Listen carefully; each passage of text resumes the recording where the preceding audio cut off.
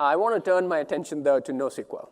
Now, for any developers who are in the business of creating flexibility in the form of maybe dynamic data schemes, multi-tenant applications, or personalizing at real time, the freedom that NoSQL gives is really unmatched.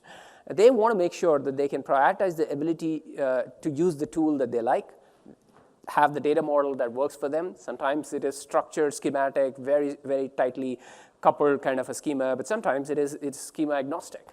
The developers want that freedom, and we want to make sure that we support them.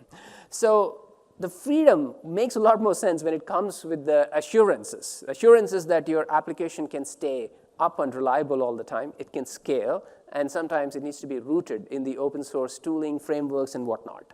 And we've heard you very loud and clear. And that is why I'm so super thrilled, again, to announce the third database here, Azure DocumentDB. This is broadly available today.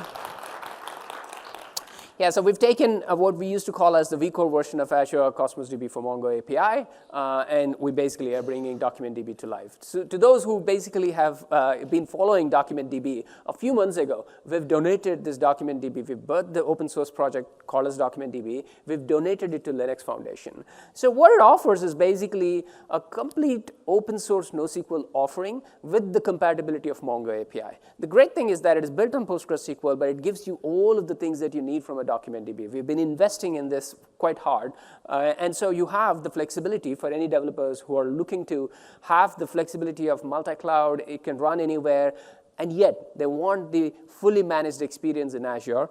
Azure DocumentDB is the right answer for you. And it is just not about the open source Mongo compatibility. It brings a lot of differentiation. In fact, we can offer you amazing vector search characteristics amongst many other things. It is very cheap. It is effective compared to Atlas, for instance. We show that we are 40% cheaper than Mongo Atlas in Azure. And if you are a customer of the RU stack in Azure Cosmos DB for Mongo, you can seamlessly, without any downtime, migrate to DocumentDB. So there's a lot of goodness here. In fact, we're very thrilled to partner with Kraft Heinz, one of the customers who have taken a major bet here. For them, connectivity with data is everything. It goes from analytics to ingredients. They have this amazing lineage platform. It works well, but it was causing a lot of problems. They were building it on top of a legacy graph engine, a lot of operational overhead, very costly. So they talked to us, and we suggested that they should look at DocumentDB. And ever since we partnered with them, migrated their solution to DocumentDB, and they have saved a ton of money and orders of magnitude query speed up thanks to this move. They're not stopping there. They're definitely improving a lot more on their lineage platform. Very excited that they're rolling it out broadly across multiple teams and much more. So we're very honored that we have customers like that already betting on DocumentDB, again, which is built on complete open source. It's really free, and you could run it in multiple places. It is so good that there are some really cool scenarios that it can entail. And to show all of that stuff, I'm going to invite on the stage Kirill Gavrylyuk, who's a product leader for DocumentDB and Cosmos DB, to take on. Thank you, Shirish. Hello, hello. This demo is about developer freedom and zero risk. I'm going to show you multi-cloud capability of Azure DocumentDB by leveraging our fully managed DocumentDB service in Azure and open source DocumentDB running in AWS and Google Cloud. Let's take a look. Here I have Azure DocumentDB cluster in Azure Portal. It is connected and replicating to an open source DocumentDB running in AWS using EKS and in Google Cloud using GKS. Now here in DocumentDB VS Code extension, you can see that Azure DocumentDB cluster is the primary, while GCP and AWS are secondaries right now. This cluster is configured for high availability with 3 replicas in Azure and 1 replica each in the other 2 clouds. This cluster is configured for global strong consistency to ensure 0 data loss in presence of failure in one of the clouds. On the left, we have 3 connection strings pointing to the DocumentDB cluster in each cloud. However, our application will use 1 global connection string using MongoDB API that automatically points to the current primary. And should we do a failover, it will automatically switch to a new primary, no interventions needed. Now let's start the application. We're going to start writing, and currently writes will go into the primary.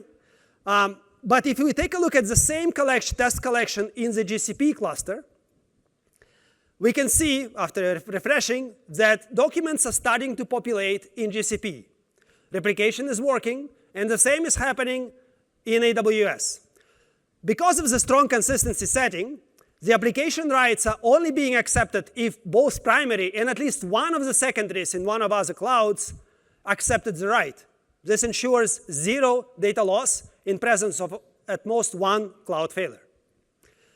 Now, let's take a look at Grafana to see where the writes are going. And you can see the green line here is Azure writes going to Azure, the current primary. Now, let's induce a failover. We're going to use our DocumentDB Kubernetes operator to promote AWS replica as a primary.